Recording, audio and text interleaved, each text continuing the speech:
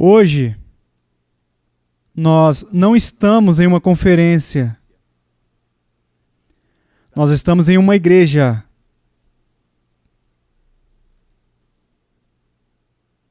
Hoje, a minha maior preocupação é a sua alma.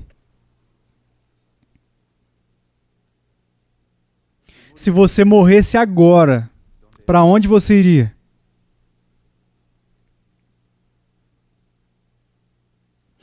Hoje eu quero pregar como um homem morrendo.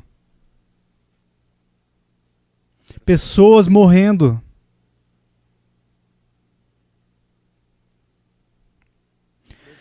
No que você está confiando? Qual é a evidência? Onde está a evidência da sua fé? Como você sabe que você é um cristão? De novo, se você morresse agora, para onde você iria?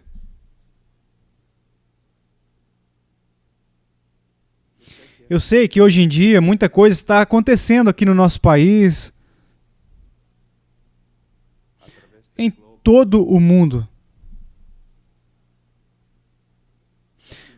Eu quase nunca penso nessas coisas. Eu não me importo. Um dia chegará. E que vai acontecer o seguinte: estarei diante do trono de Cristo. E você também será julgado.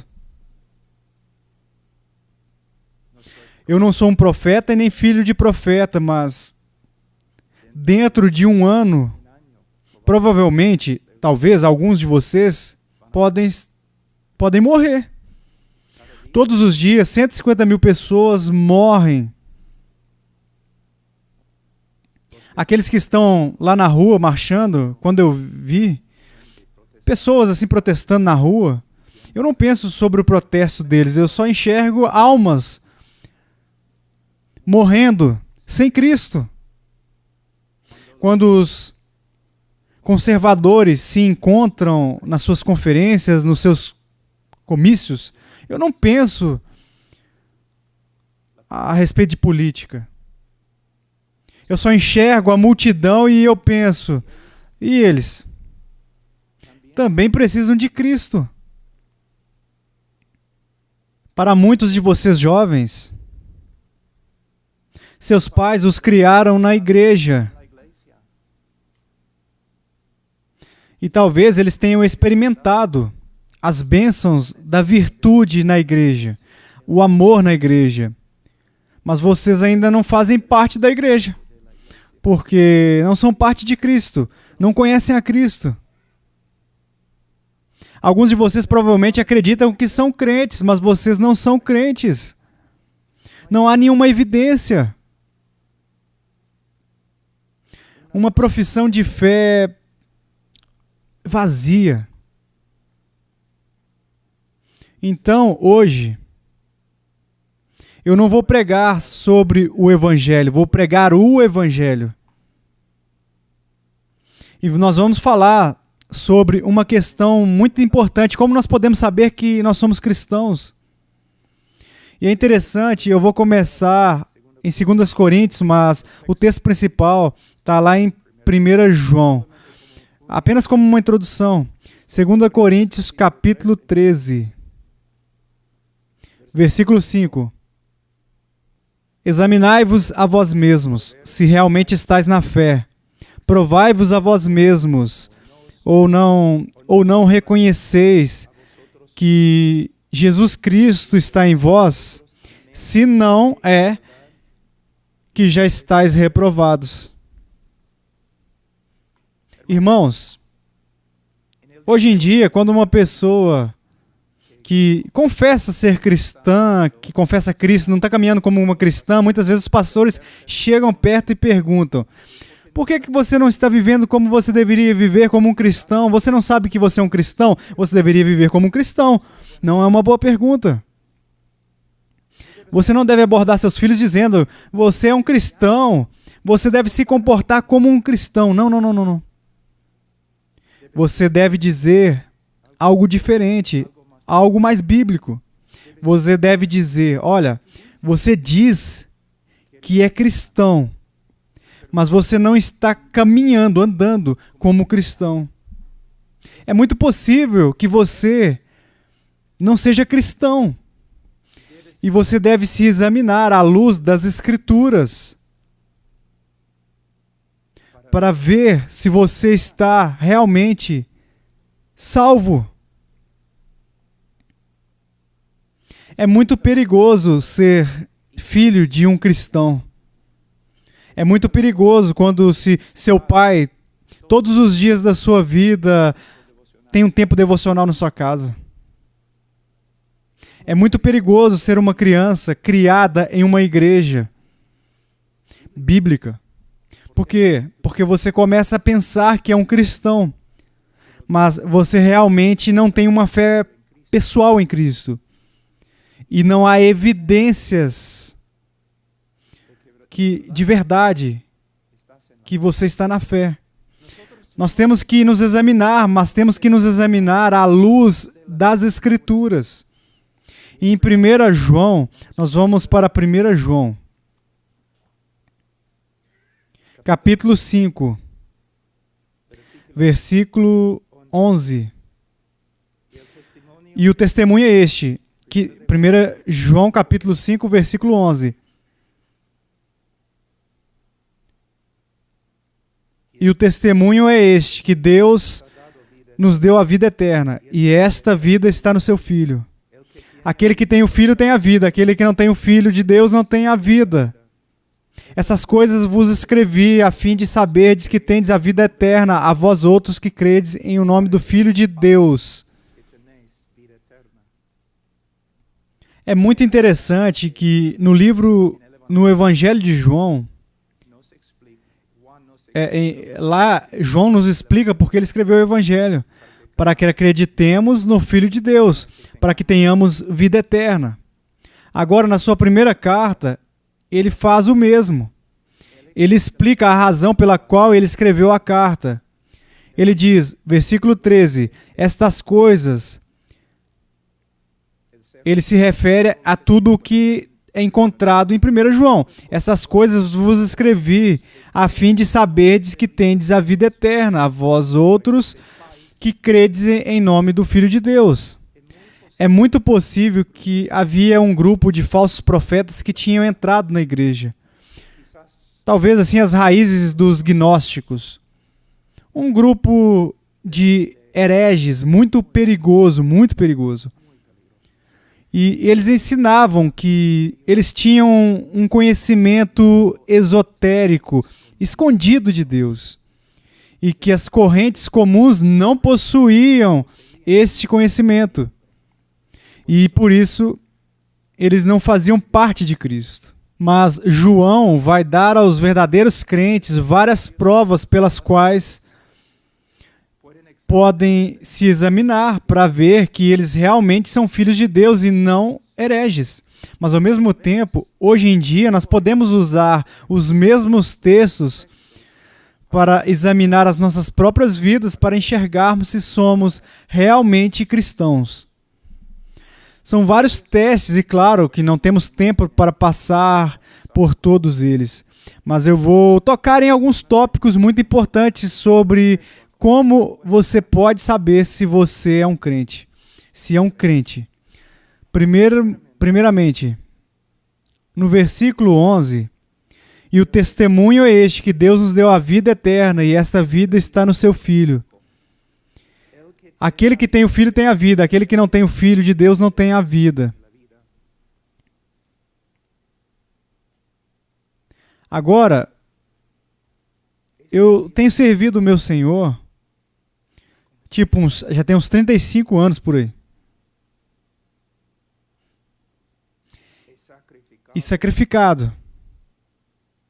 Eu tenho sofrido, eu sofri na selva, na guerra, nas montanhas, risco de terroristas, economicamente, e pregando. E Eu iniciei orfanatos. Eu vivi com pessoas da rua. Eu trabalhei com crianças abandonadas. E se eu morresse agora, eu iria para o céu.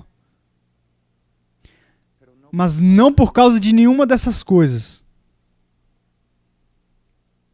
Se eu morresse agora, eu ia para o céu porque Cristo morreu pelos pecadores. É a minha única ostentação. E a cada ano a mais de vida, essa verdade se torna uma realidade cada vez maior. Eu tenho apenas uma esperança. O melhor momento de misericórdia da minha vida, o melhor dia de trabalho na minha vida, só iria me levar para o inferno. O ladrão que morreu na cruz e o apóstolo Paulo que serviu ao Senhor talvez 30 e 35 anos e depois ele morreu como um mártir, os dois alcançaram o céu pelo mesmo motivo pelo qual Cristo morreu pelos pecadores. E as nossas obras não acrescentam nada ao que Cristo fez. É apenas Cristo. Então diz, marque aí nesse lugar rapidamente e vamos até Gálatas. Filipenses. Filipenses capítulo 3. Uma das definições mais claras, maiores em toda a Escritura a respeito do que é um cristão. Versículo 3, capítulo 3 de Filipenses. Porque nós é que somos a circuncisão, nós que adoramos a Deus no Espírito e nos gloriamos em Cristo Jesus e não confiamos na carne. Não confiamos na carne, nenhuma confiança na carne e nem nas obras. Isso é o que é um crente. Se você se aproxima de um verdadeiro crente e diz algo assim: olha, eu tenho observado sua vida, você é um homem tão piedoso, um homem tão dedicado a Deus, um homem que tem tantas boas obras, eu tenho certeza por intermédio da sua vida, você vai para o céu.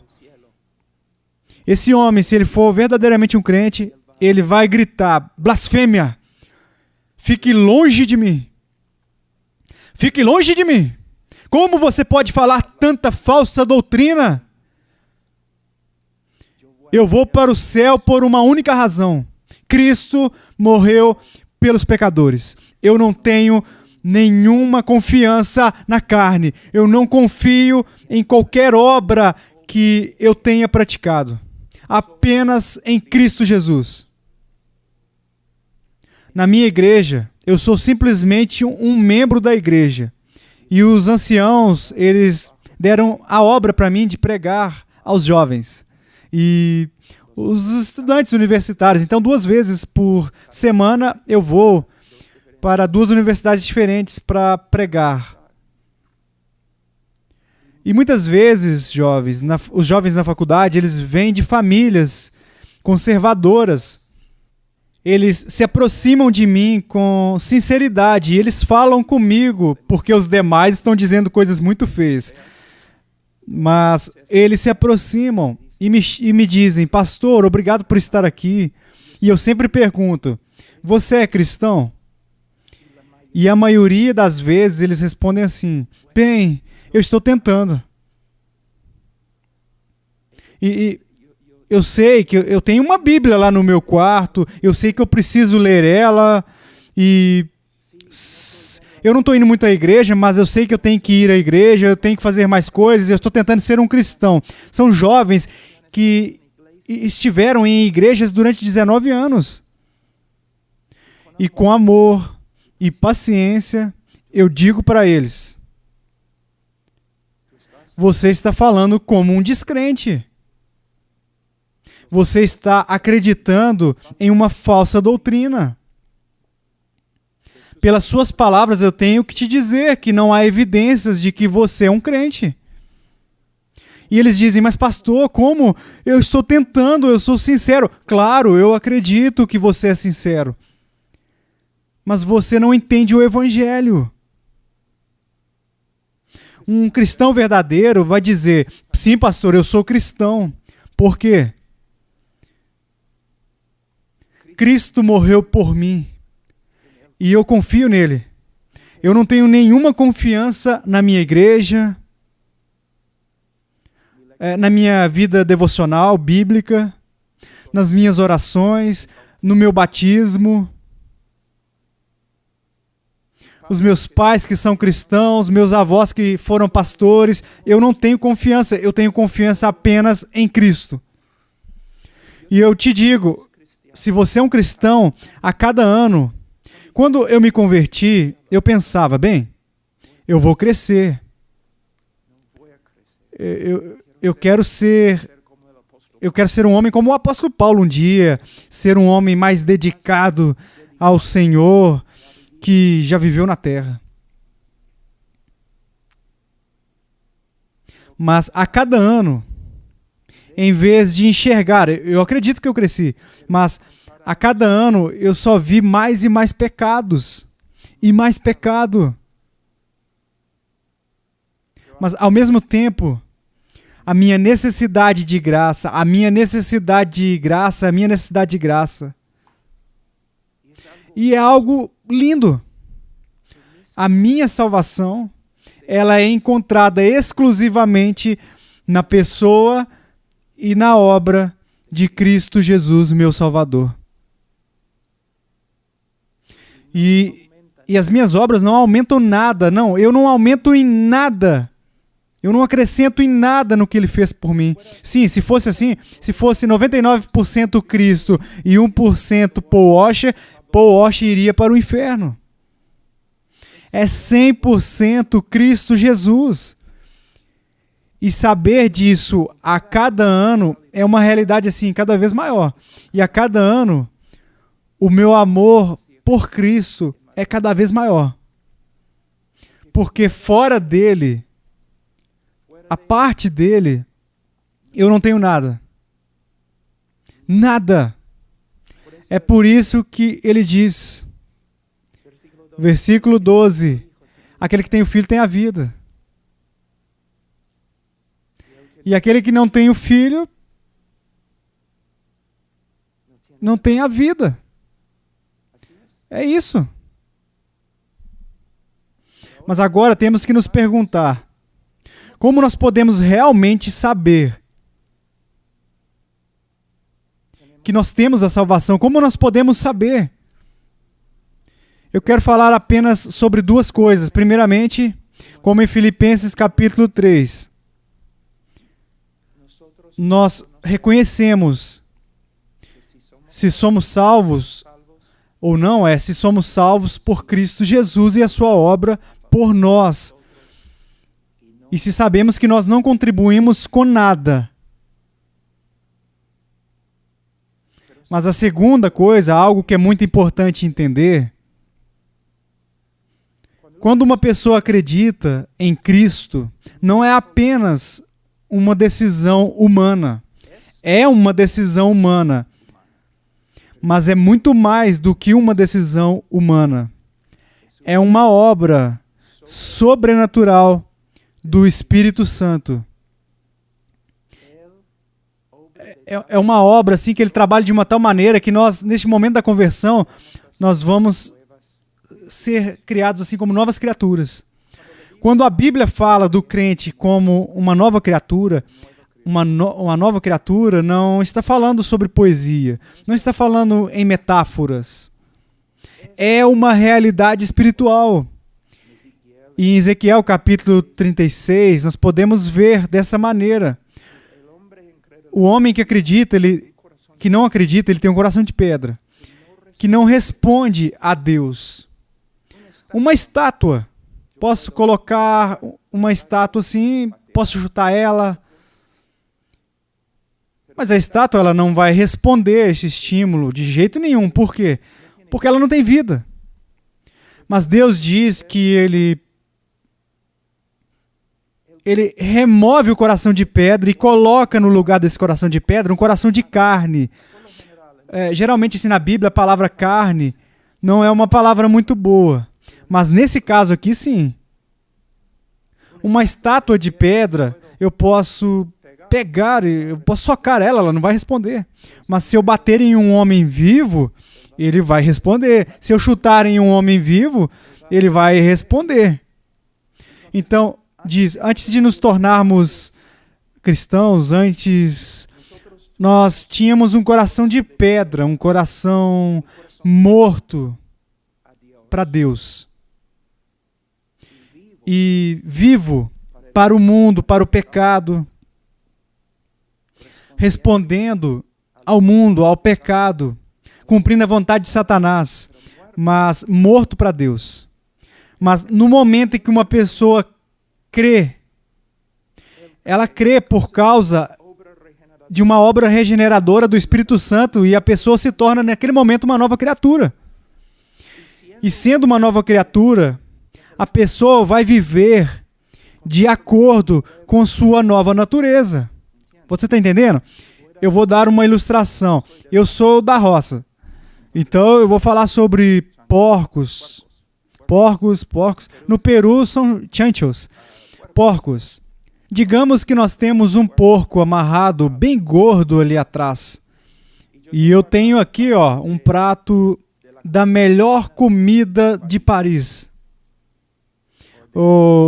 Dessas caminhonetes aí que a gente come taco, pastor.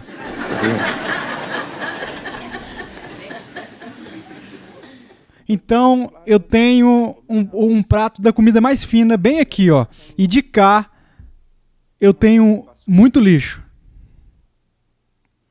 Muito lixo. Então eu digo, solte o porco, o chancho. Para onde vai o porco? Eu sei que a maioria de vocês são da cidade, mas pelo menos podem entender o que eu estou dizendo. O porco vai para onde? Vai para o lixo. Por quê? Porque ele é porco. É porco. Você não pode culpar ele é porco. Porco come lixo. Então, vamos dizer que o porco está comendo o lixo, ele está feliz, ele está muito feliz, ele não tem vergonha, todos estão assistindo ele não tem vergonha, ele está feliz, ele está comendo, comida deliciosa para ele. Mas digamos que daqui a pouco eu tenho o poder em 1 segundo de transformar o porco em um homem. O que vai acontecer? Eu não vou ter que fazer nada com a vontade dele. Eu não terei que manipular a vontade dele. Eu não vou ter que ensinar a ele. No momento em que eu tocar na natureza dele, o que vai acontecer? Ele vai retroceder. O lixo que ele estava comendo, ele vai vomitar aquilo, porque por natureza você simplesmente não pode comer lixo. E quando ele voltar, ele vai olhar para vocês e ele vai sentir vergonha. Eu acabo de descrever a sua conversão.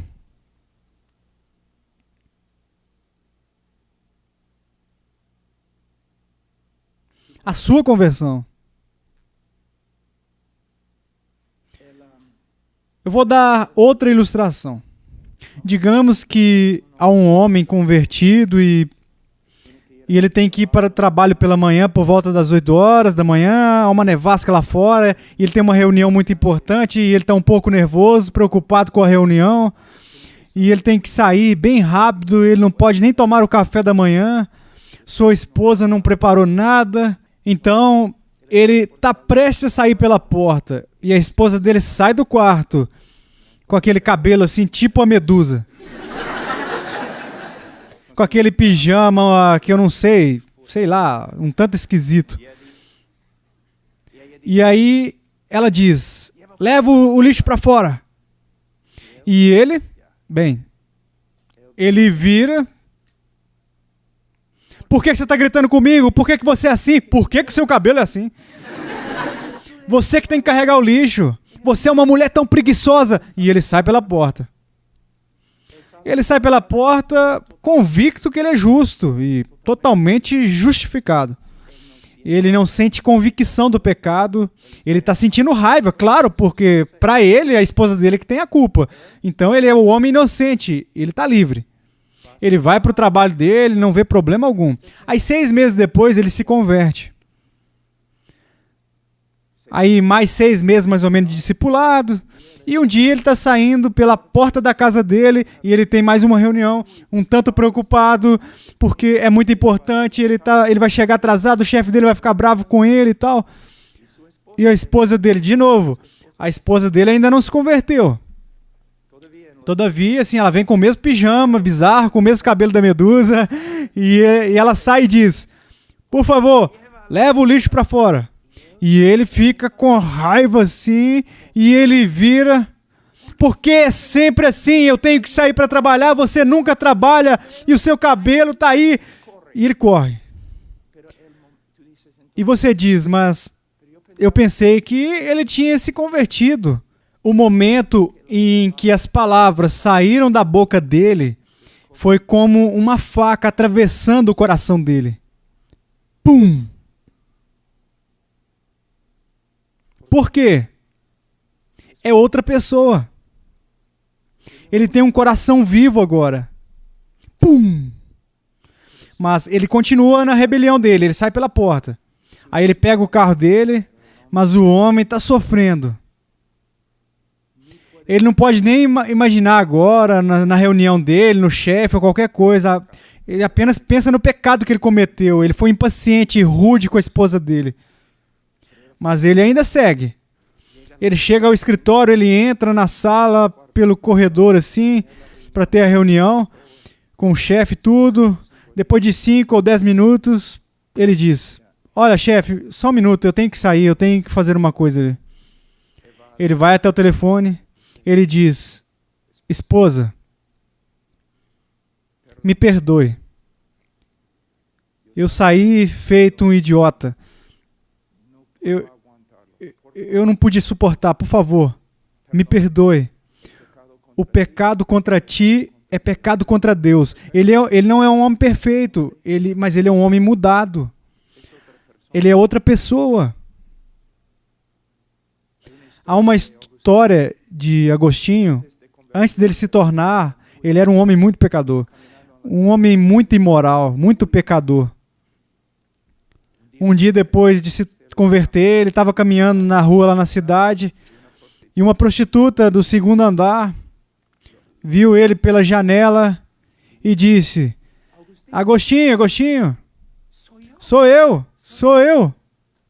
E Agostinho disse, sim, mas não sou eu mais.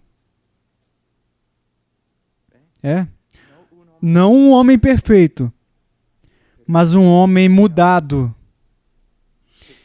Que sim, de vez em quando, ele pode ser enganado. E ele pode se esquecer de quem ele pode voltar para o lixo, mas no momento em que ele começa a comer, ele sabe. Ele naquele momento ele não pode aguentar mais. Ele sente vergonha. Por quê? Não porque ele simplesmente tomou uma decisão. Não. Ele não consegue. Ele agora é uma nova criatura. Você está entendendo? Na verdade, muitas pessoas... em 2 Coríntios, vamos à frente. 2 Coríntios, nós precisamos de cerca de 10 sermões, mas temos apenas um. Em 2 Coríntios,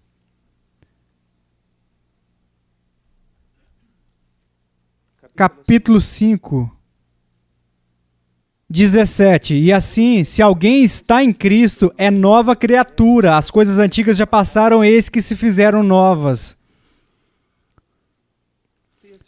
É uma boa tradução, mas está faltando um pouco. Por quê? Porque se está dizendo, pessoalmente assim, não como um indivíduo, no momento que uma pessoa está em Cristo, por intermédio da obra regeneradora do Espírito Santo, essa pessoa é uma nova criatura. Mas o texto diz literalmente, se alguém está em Cristo, é uma nova criação. Então, se você está falando sobre o céu e a obra regeneradora, você está falando sobre mais. E como Como você sabe que Deus vai recriar o mundo? Vai haver uma nova criação. No momento em que a pessoa confia em Cristo, ela mesma se torna uma nova criatura. Mas, ao mesmo tempo, ela entra em uma nova esfera. Esfera é a palavra. É uma esfera, assim, uma nova existência, uma nova criação. Começou com aquela pessoa. É um homem totalmente diferente, mas também de uma maneira totalmente diferente da pessoa e a obra de Deus. É o início de uma nova criação, não apenas em relação a ele, mas em relação à própria criação. Agora está vivendo debaixo totalmente de novas regras. É uma existência completamente diferente. E, a propósito, tem que amadurecer. Mas é algo excepcional que aconteceu. Uma vez eu estava falando com algumas pessoas sobre a criação e a manifestação do poder de Deus na criação do universo. Eu argumentei que, embora na criação do universo haja uma manifestação praticamente infinita do poder de Deus na criação do universo, você tem que apenas que estudar o universo para você enxergar. É uma imensa manifestação de poder de Deus, mas eu argumentei que na conversão de um pecador há uma maior manifestação do poder de Deus. E isso é verdade. Então, haverá evidências, provas concretas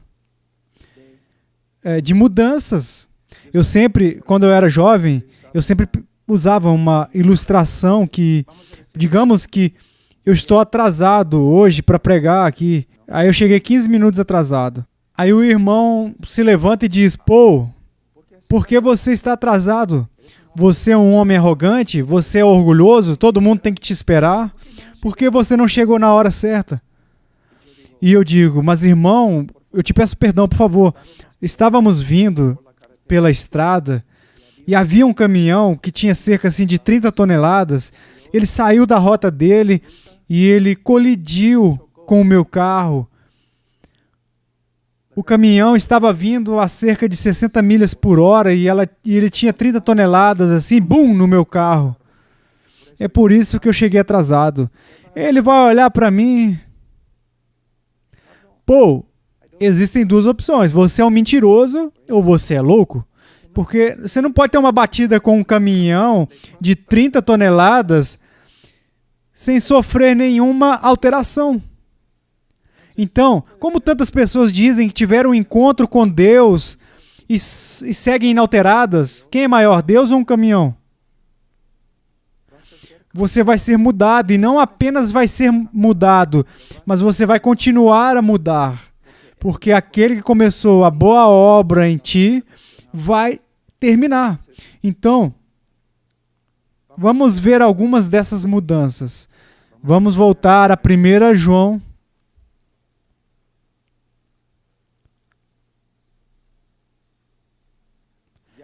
Já estabelecemos que uma das maiores referências de uma fé verdadeira é que você não tem confiança na sua carne e nas suas obras. E toda a sua confiança, ok? Foi colocada, depositada na pessoa e na obra de Cristo. Mas também existem diferenças na nossa vida. 1 João capítulo 5... é 1 João capítulo 1, versículo 5. Ora, a mensagem que da parte dele temos ouvido e vos anunciamos é esta, que Deus é luz e não há nele treva nenhuma. Há duas maneiras de enxergar este texto. Quando nós pensamos sobre luz, pensamos imediatamente em santidade. E pode ser, pelo menos em partes, que o significado que o texto tem, mas há algo mais aqui. Há algo muito maior aqui que pode nos ajudar a entender o texto. Os gnósticos acreditavam que Deus era muito esotérico, ou estava na escuridão, e a sua vontade, a sua pessoa era um mistério. E a sua vontade também um mistério, que ninguém poderia conhecer sem uma revelação mística. Eu acredito que o que João está dizendo aqui é não. Deus é luz. O que ele está dizendo é Deus nos revelou quem Ele é. E a sua vontade foi revelada nas Escrituras e nos ensinamentos dos apóstolos. Deus não está escondido, em secreto, como um mistério. De acordo com as Escrituras, nós sabemos muito bem como é a natureza de Deus. Nós também sabemos muito bem qual é a vontade de Deus, porque Deus é luz. Ele se revelou. Então ele diz que se dissermos que mantemos comunhão com Ele e se dissermos que somos crentes, que temos um relacionamento com Deus, mas não, e andarmos nas trevas, mentimos e não praticamos a verdade. Se porém andarmos na luz, como Ele está na luz, mantemos comunhão uns com os outros, e o sangue de Jesus, seu Filho, nos purifica de todo o pecado. A ideia é andar na escuridão, é andar de uma maneira que contradiz o que Deus disse sobre a si mesmo e acerca da sua vontade. É caminhar de uma maneira que contradiz a revelação de Deus a respeito de si mesmo, sua pessoa e sobre a sua vontade. Então, uma pessoa que diz basicamente, eu sou um cristão, mas ele caminha, anda de uma maneira que contradiz tudo o que Deus revelou sobre os seus atributos e sobre a sua vontade, esse homem está mentindo. Ele está enganado e está enganando. Você está entendendo? Agora, a palavra andar aqui é peripateo. Não é simplesmente andar de andar. Em todas as áreas da sua vida. Também está no tempo presente. Está falando sobre um estilo de vida.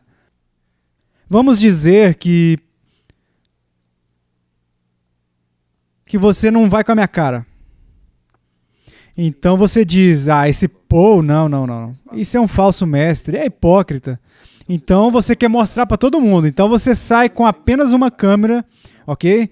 Aí você fica esperando lá na porta da minha casa todos os dias. E um dia eu saio, ok? Não tomei café da manhã, saí na chuva. E na minha porta tem um gato. Eu odeio gatos. Então eu saio pela porta, eu olho assim, ó. Pá! E o gato voa lá no meu carro. Então, e você vai, tum! Assim, ó. Agora eu tenho a prova que Paul Washer não é crente. Olha o rosto dele. De verdade é pecado? Não sei. Se fosse um cachorro, sim, seria pecado. Mas é pecado. Eu estou com raiva. Impaciente. E o gato, enfim. Mas você só pegou um momento da minha vida, nada mais. Não é evidência. Mas se você me seguir com uma câmera de vídeo por 1 ano, e você vive lá na minha casa, quando eu estou com a minha esposa, com os meus filhos, durante a minha vida, o meu tempo devocional privado, é outra coisa. Aí você vai encontrar evidências de que eu sou um cristão ou se eu não sou um cristão. Uma evidência mais forte, mais confiável. Então, quando João fala, ele está falando através dessa carta, ele não está falando assim sobre perfeição. Aquele que anda perfeitamente na revelação de Deus, que ele é cristão. Não é isso que ele está dizendo. O que ele está dizendo é um homem que tem uma mulher, um jovem, que colocou toda a sua confiança na pessoa e na obra de Cristo. e o seu estilo de vida é o que é realmente assim, ele está aprendendo, ele está se esforçando para aprender quem Deus é. Ele está se esforçando para aprender a vontade de Deus. E ele está verdadeiramente lutando para caminhar de acordo com o que as Escrituras ensinam sobre Deus e a sua vontade. Está entendendo? É uma das referências. Por exemplo, neste momento, na Califórnia, nos Estados Unidos, a maioria dos homens não estão pensando em quem Deus é. Como eu posso conhecê-lo melhor? Eu vou estudar as Escrituras para entender como é a natureza dele. Eu quero estudar a lei dele para entender a sabedoria dele. Eu quero me conformar. Não. A maioria daqueles que se dizem evangélicos. Mas não estamos falando sobre eles, estamos falando sobre você. Este primeiro teste te dá confiança de que você conhece o Senhor? Ou está criando dúvidas em você? Vamos para o segundo teste. Versículo 8. Se dissermos que não temos pecado nenhum, a nós mesmos nos enganamos e a verdade não está em nós. Se confessarmos os nossos pecados, Ele é fiel e justo para nos perdoar os pecados e nos purificar de toda a injustiça. Se dissermos que não temos cometido pecado, fazemos-lo mentiroso e a sua palavra não está em nós. Aqui nós podemos ver a grande sabedoria de Deus. Como? Se lermos apenas o primeiro teste, uma pessoa pode entender errado e pensar, está falando sobre perfeição. Mas a segunda evidência de que alguém é verdadeiramente um crente, não é que ele não tenha o pecado, ou não veja o pecado na sua vida, mas ele reconhece o pecado na sua vida. Ok? Porque ele é sensível. Se lembre, era um coração de pedra. Um coração insensível. Aí o conhecimento de Deus, insensível ao conhecimento de Deus e ao pecado, mas agora é um coração vivo, sensível à vontade de Deus. E você pode enxergar o pecado como nunca. E sabe o que, jovens? Se você é jovem na fé, a cada ano você vai conhecer mais pecado. Você vai se tornar mais e mais e mais sensível ao pecado na sua vida. Por quê? Um homem que anda na escuridão, no escuro, nas trevas, ele não pode ver a sujeira no seu próprio corpo, nas suas roupas. Mas quando ele vai para o sol, quando o sol nasce, há mais luz e mais luz e mais luz, aí ele pode enxergar mais claramente o pecado que permanece. Então, uma das maiores referências de um crente é que, a princípio, reconhecemos o nosso pecado, a tal ponto que nós também reconhecemos que nós não podemos nos salvar. Nós não temos boas obras, ok? Nós não temos virtudes, não temos méritos pessoais que possa ser oferecido a Deus para ganhar a nossa salvação. Mas após a nossa conversão, este reconhecimento do pecado continua e cresce. Você está entendendo? Cresce. Então, uma das maiores referências que uma pessoa é crente não é apenas que ele reconhece o seu pecado, porque alguém pode reconhecer o seu pecado e ficar ali sem esperança. Um arrependimento para a morte. Mas o crente, visto que tem uma esperança viva, reconhece o seu pecado e pode causar muita dor, mas ele tem esperança.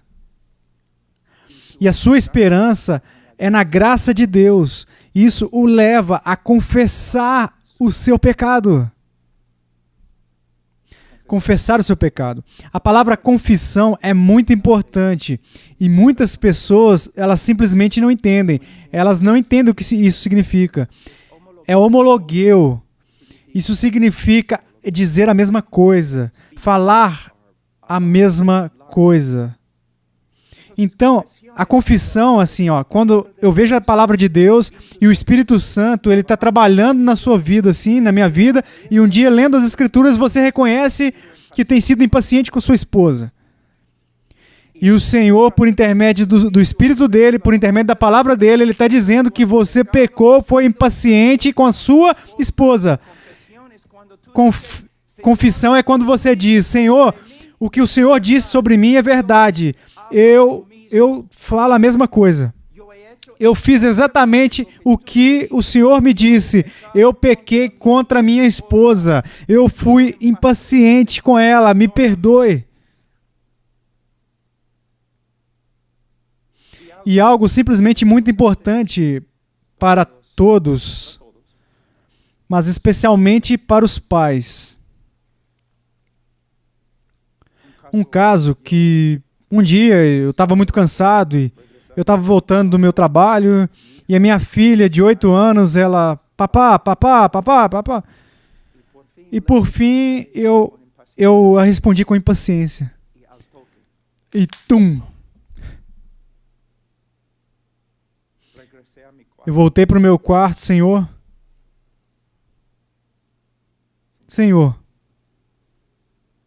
Mas de novo, saí do meu quarto e eu fui até minha filha de 8 anos. E aqui está onde você tem que ter muito cuidado. Rowan é o nome dela, Rowan. Há 10 minutos atrás, eu fui impaciente com você. Me perdoe. E ela? Papai, está bem. Não. Por favor. Não. Você se lembra do que eu te ensinei? Você se lembra? Você tem que me libertar. Ah, sim, papai. E ela coloca a mão no meu ombro. Papai, é verdade.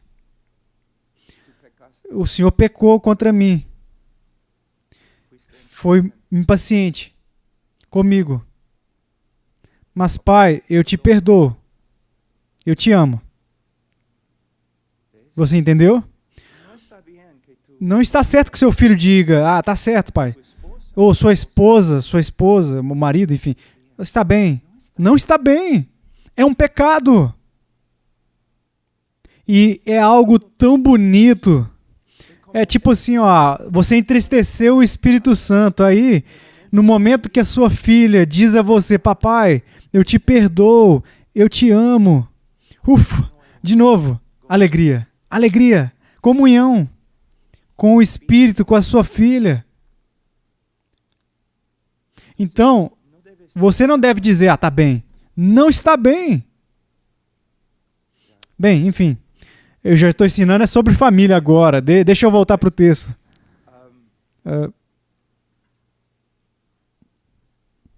Eu vou mostrar. Bem, nós temos que seguir em frente porque há muito aqui que nós poderíamos dizer a respeito da beleza da confissão na vida de um crente. Mas muitas vezes, eu me encontro, como nós dizemos lá no Peru, eu me encontro em Massasa, onde eu me sinto mais confortável é entrar em uma igreja muito grande e muito carnal. Muito carnal. Superficial. Horrível. É onde eu gosto de estar, ok? Porque, para pregar. Mas algo que eu tenho visto algumas vezes quando eu estou pregando, eu tenho visto o Espírito Santo, ele começa a trabalhar, as pessoas começam a chorar e outras coisas e tal. E às vezes eles não aparecem, eles estão chorando e tudo mais e tal. Algo interessante que eu tenho visto. Depois de falar com o pastor, aqueles que estão quebrantados, chorando, são os membros que geralmente são os mais piedosos. E os membros da igreja mais carnais, que basicamente não são convertidos, se sentem lá assim, ó, sem afeto. E nós estamos vivendo e vendo a divisão entre as ovelhas e os bodes, não é verdade? Uma das maiores marcas do cristão é a sensibilidade ao pecado. E homem, se você é como eu, você pode passar por um momento em que você vai estar um tanto ocupado, talvez no ministério, outras coisas, e você começa a perder a sua sensibilidade. Nesse momento, você precisa ter cuidado, você deve voltar para as Escrituras, você deve voltar, talvez, ao conselho, falar com a sua esposa, algo assim. Desliga a televisão, porque você tem que progredir, voltar para a sua sensibilidade ao pecado. É algo que você tem que cultivar. Estão me entendendo? Estão me entendendo? Agora, vamos para outro teste muito rápido.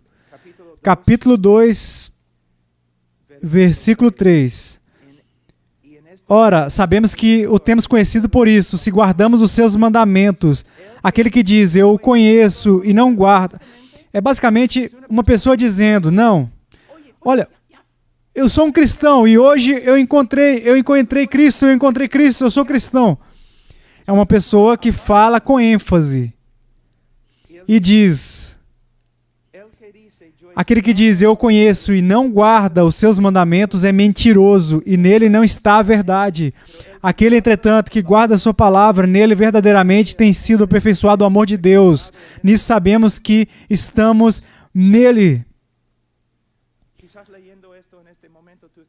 Talvez nesse momento você está pensando, então eu não sou cristão porque eu não guardo os mandamentos dele perfeitamente.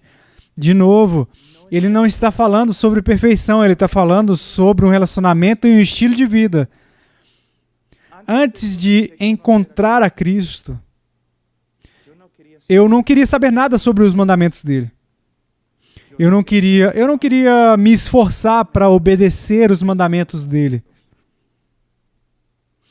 Eu não tinha nenhuma afeição quando eu quebrava os mandamentos dele e nem com a minha habilidade de pecar. Mas no momento em que eu me converti, o meu relacionamento com a palavra de Deus mudou. Eu comecei a querer saber o que o Senhor diz. Como um jovem, como eu devo viver, o que eu devo acreditar, como eu devo falar, como eu devo agir. Qual deve ser o propósito da minha vida, buscando os mandamentos de Deus e me esforçando para realizar o que eu aprendi. E quando pecar, e definitivamente eu pequei, eu sentia dor, bastante dor, confessando os meus pecados e recomeçando de novo. Quando uma pessoa me diz, eu tenho um novo relacionamento com Cristo, eu sempre pergunto para ela, você tem um novo relacionamento com o pecado? Porque se você não tem um novo relacionamento com o pecado, você não tem um novo relacionamento com Cristo.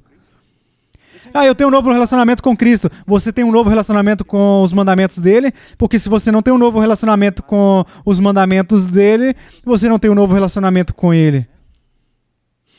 Quando eu me casei,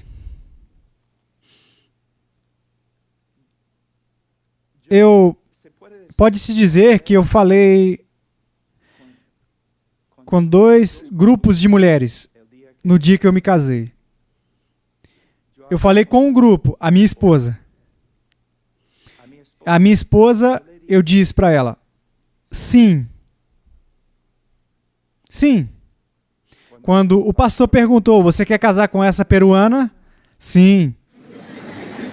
Ai. Sim. Todo dia, sim. Sim.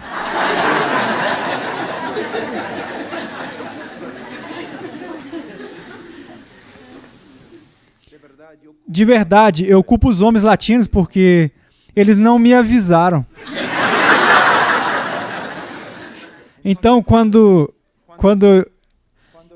eu disse para ela um sim, eu disse não para outro grupo. Elas não se importam, mas eu disse não. Então, quando eu disse sim a Cristo, eu disse não para o mundo. Sim aos seus mandamentos. Não para a minha própria vontade. Sim para a justiça. Não para o pecado. De novo, não estamos falando sobre perfeição, estamos falando sobre uma nova inclinação da vida, um novo estilo de vida. Vocês estão entendendo? Agora, diz, versículo 6, aquele que diz que permanece nele, esse deve também andar assim como ele andou. Uau! Então nenhum de nós é salvo. Quem anda como ele andou? Quando eu era menino, a minha família, nós tínhamos um rancho de cavalos e vacas e no inverno, durante as nevascas muito fortes, havia gelo nos lagos e lagoas. E sempre nós tínhamos que sair com um machado e quebrar o gelo e trazer água para os cavalos e tudo mais. E quando eu tinha assim 4 ou 5 anos, eu já trabalhava lá com meu pai. Assim, é a vida na fazenda, eu trabalho. Então, meu pai era um homem muito grande, muito forte, maior do que eu. E eu era um ratinho assim pequenininho, eu não sei como diz, um muchacho, não é assim? Assim. E meu pai carregava baldes muito grandes assim de água, ok? Na neve, até aqui, ó. E meu pai andando com a água. E eu queria ser, desde a minha infância, eu queria ser assim, como o meu pai. Ele era o meu herói. Aquele homem poderia lutar contra as vacas, cavalos, homens, com tudo. Então, ele pegava a água, assim, ó, e ele caminhava assim, ó. E eu podia ver as pegadas dele na neve. E eu tinha uns 5 anos de idade. E eu pegava a água e eu tentava colocar o meu pé nos mesmos passos dele. Mas eu não podia. Uma pessoa que estivesse observando, ela teria pensado assim, esse menino está parecendo uma aranha bêbada caminhando na neve. Outras pessoas, ok? Tirando sarro de mim. Esse menino... Quando ele chegar, não vai ter nem água, porque já derramou a água na neve toda ali e ele anda... Ele não pode, por que ele está tentando? Mas uma pessoa me observando, ainda que zombando, ele teria que dizer, esse garoto de verdade, ele não é muito inteligente, mas esse menino realmente ele quer ser como o pai dele. De verdade. Então, o mundo vai zombar de nós porque nós falhamos, nós pecamos, nos perdemos, mas deve ser uma vida. Se você é um crente, o mundo vai zombar de você, sinceramente. Esse homem, essa mulher, o seu desejo não é ser como uma estrela famosa do cinema. Ou um homem rico, o seu desejo é ser como Cristo. O seu desejo é ser como Cristo. Mais uma prova. Ele diz, versículo 7, amados, não vos escrevo mandamento novo, senão mandamento antigo, o qual desde o princípio tivestes. Esse mandamento antigo é a palavra que ouvistes. Todavia vos escrevo novo mandamento, aquilo que é verdadeiro nele e em vós, porque as trevas se vão dissipando e a verdadeira luz já brilha. O que ele está dizendo? Te dou um novo mandamento, não te dou um novo mandamento, dou um novo mandamento antigo, enfim, não é antigo. O que basicamente ele está dizendo é o seguinte, é um texto muito difícil. Mas ele está dizendo isso desde o início. Deus é um Deus de amor. E o mandamento de amar não é novo. É desde o princípio. Até na lei, nós podemos ver o mandamento do amor. É antigo, desde o começo. É o cumprimento da lei, amor. Mas também é um novo mandamento. Porque na pessoa e na obra de Jesus Cristo nós vemos uma revelação do que significa amar, um relacionamento tão grande, é como se Deus nunca tivesse falado de amor. Nós temos um padrão tão alto, amar como Cristo amou. E uma das maiores evidências de que você é um crente é que você ama o povo de Deus. Você ama os cristãos. Jovens, se vocês sempre querem estar com os incrédulos, falando como os incrédulos, é porque vocês provavelmente são incrédulos. Eu amo a palavra de Deus, eu amo os irmãos, mas eu também amo estar na floresta, na selva, nos rios, pescando, caçando. Eu falo de outras coisas. Eu como tacos com o pastor. Mas, irmãos, o meu maior desejo é estar com os irmãos. Quando me convidam para vir aqui na Califórnia, estar com vocês, eu não estou pensando muito... Assim, eu não penso muito, é um grande privilégio pregar, especialmente em espanhol. Mas não, o que me anima é que eu vou ver os irmãos. Eu vou ver os irmãos. Vou ver os irmãos.